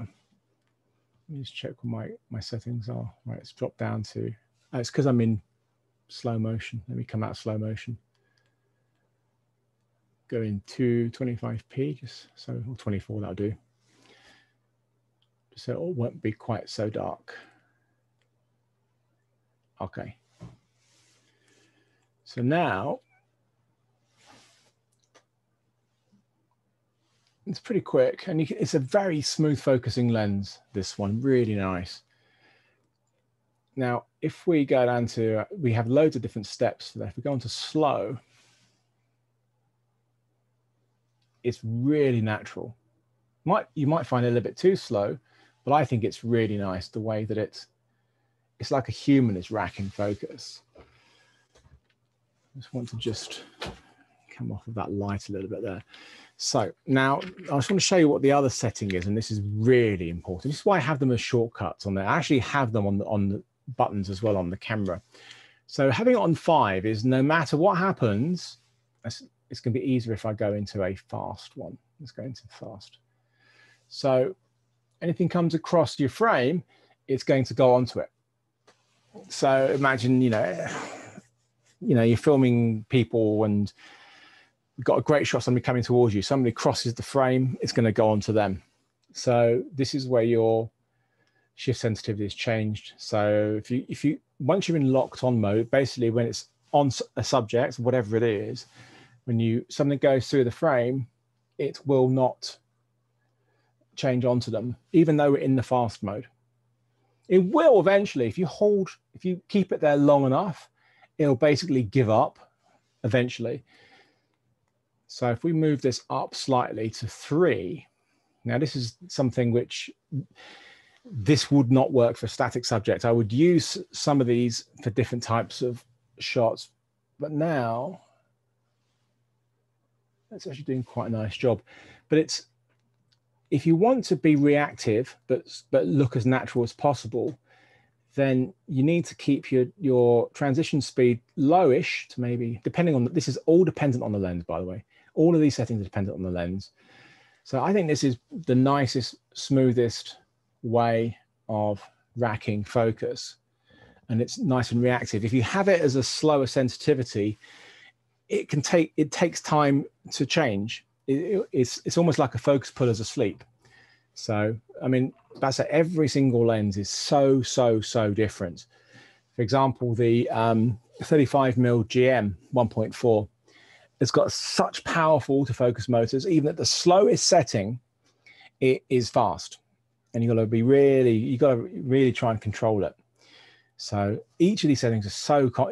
Autofocus is not a case of turning it on and it just works. You have to understand how these settings work with each of your lenses and for each situation.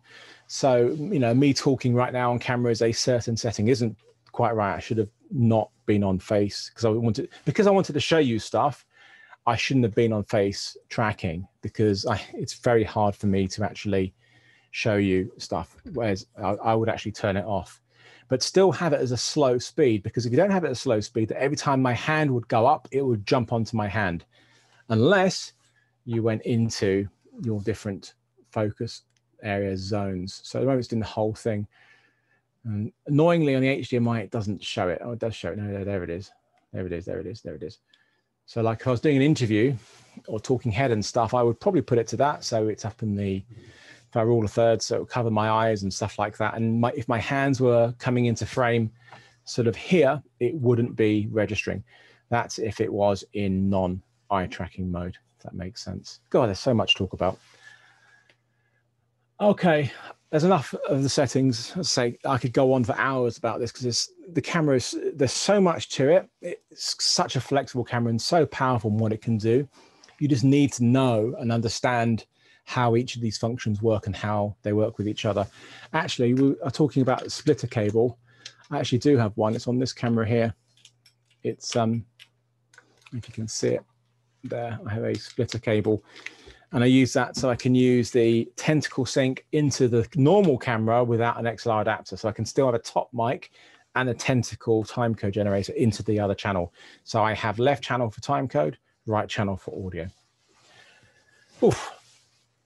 Is there one all-round lens you could recommend shooting documentary?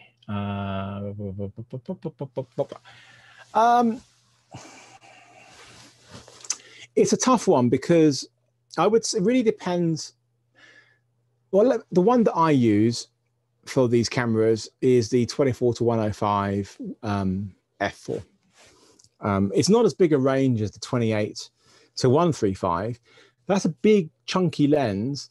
I don't think the optics are that great, and the autofocus isn't as good, but it does have a servo zoom if you want that. And the other thing is, I don't think 28 is wide enough.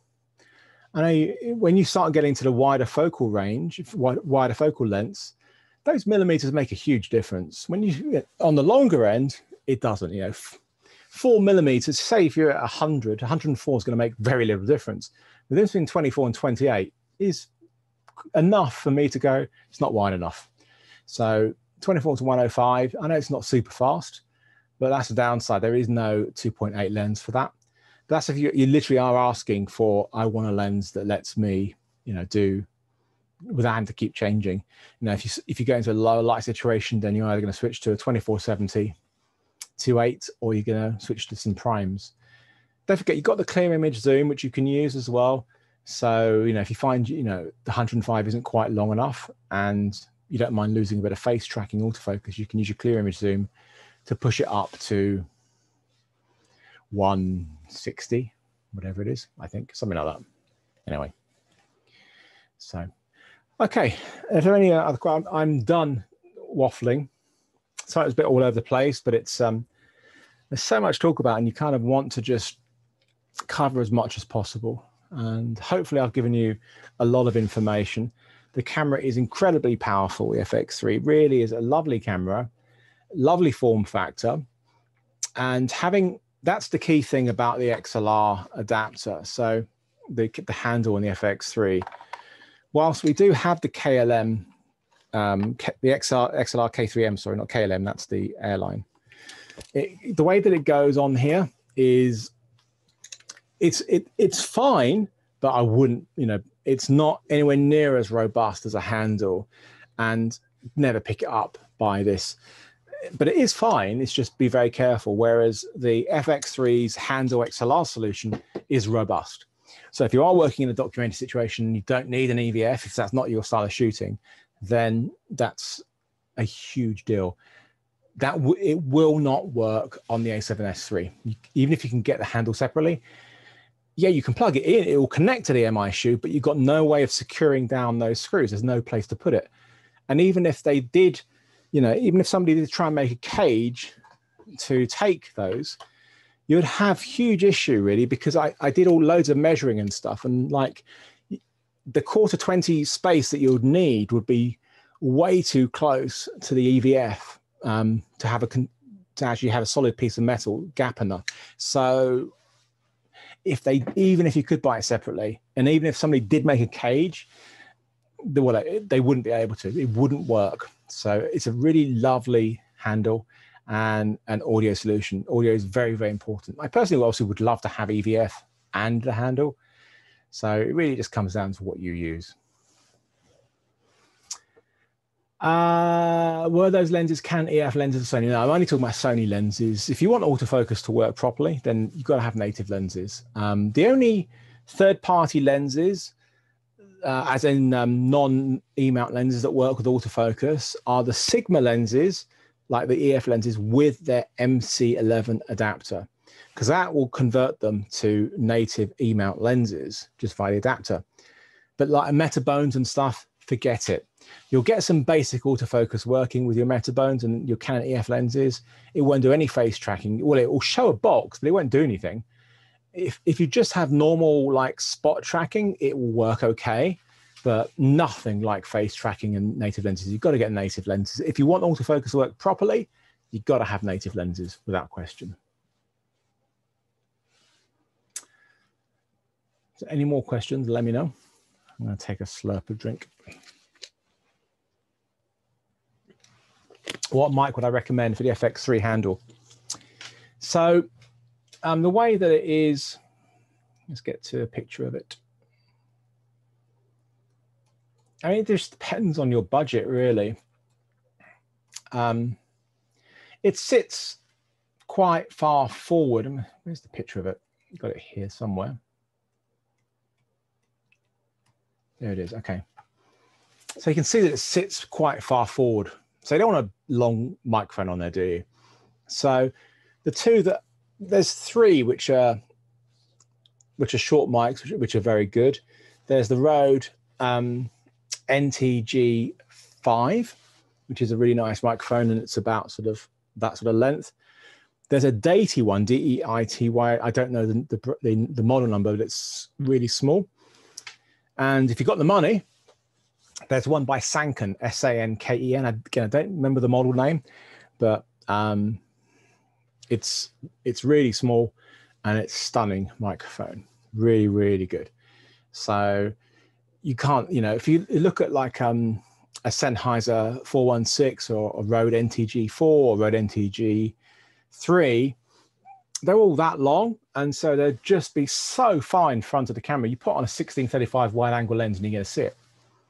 So you want a short shotgun microphone. Those are ones I would look at. Rode NTG5, the little Deity one. This is about the same length as the Rode NTG5. This is actually the video mic NTG, but it's the same sort of thing, same length, and that is what you want to go in your. Oops, wrong way around. So you can just see that's the problem is you're going to have. This is a short microphone. I mean, you can push it in a bit more, so it's like that. But then if you have like any sort of wind sock on there, then it's gonna not have enough space to go on properly.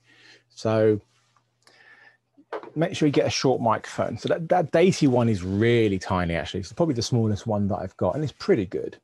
It is a phantom powered mic, so you do need to make sure you're in phantom power on the camera. Sanken is S-A-N-K-E-N. I don't know the model number off the top of my head, but if you tweet me later, I will tell you what it is, because then I can look. It's on my FX6 right now, so I don't have it to hand. But great. That's Bert, by the way. It's weird because I can hear nothing, so I'm hoping nobody's actually talking, because I can hear absolutely nothing apart from my voice. So it's weird. I'm like I'm talking to myself. Hung, are you there? Anybody? Sure, Philip. I'm Yay! here. I've Just make sure my been mic, here. all speakers working. So yeah, I mean that's everything really. Without going into even more depth. But anything you haven't quite grasped or you want more information of, again, just contact me via social media. I'm very easy to reach on Twitter, on Facebook, and Instagram. I'm not on TikTok, so forget it. So any questions, let me know. I think there's a question, when you're expecting the FX3 to come into Denmark? When are you expecting stock? Very soon, actually. We will have incoming in like, when was it? In March? During March, mid of March. 1 or 2 weeks soon. more. Yes. That's very good. Soon, yeah. Nice.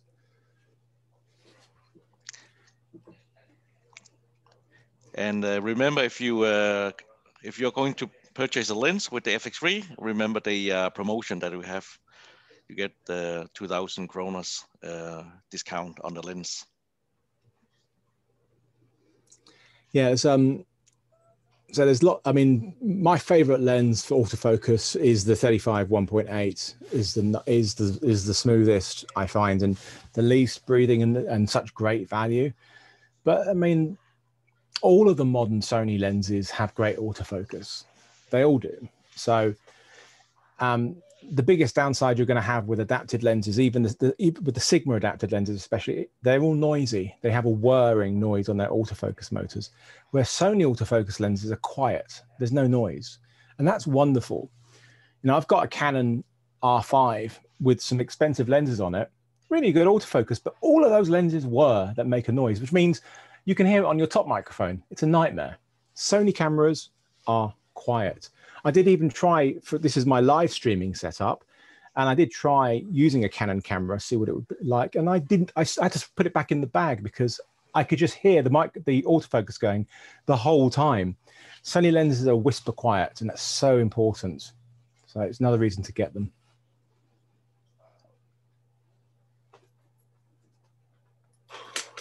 Oh, I think I have a question, Philip. Yep. Oh! Say hello to Lollipop. Hello. Will she go in focus? Come on, go in focus. I think she wants to be. I'm not going to answer. FX3 or A7S3, that's not a question. They know that's not a question. Only you can decide. You need to look at what each camera has over the other and then decide, because they are the same image and they're the same functions internally. It's, you know, whether you want the audio or the EVF really, and if you're going to work in hot temperatures. You know, they are the main differences. They're both fantastic cameras. Shame we didn't go on to Lollipop for autofocus, but there we go. Definitely are we Finland tomorrow? Yes, tomorrow we'll go to the land of the mummy. Great. I'll make sure my autofocus isn't in face tracking mode, because that is. What's amazing is that you can't see it, but it's the eye is just complete. I have this box around my eye, and it's so good.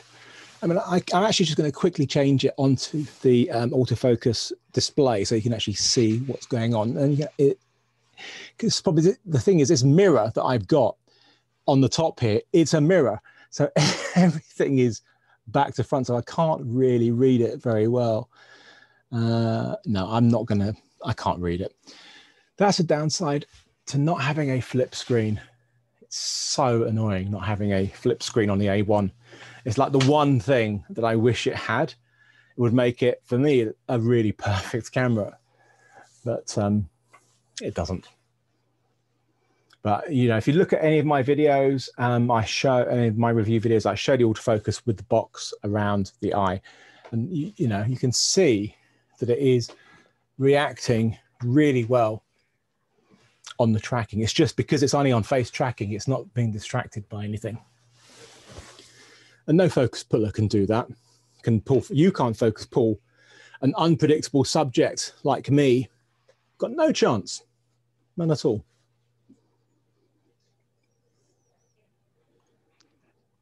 Well, then I think that's it.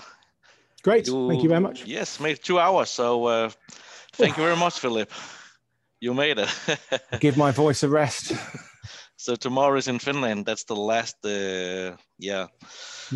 The last sessions tomorrow. And also you guys, all you guys out there, thank you very much for attending and spending your time on this.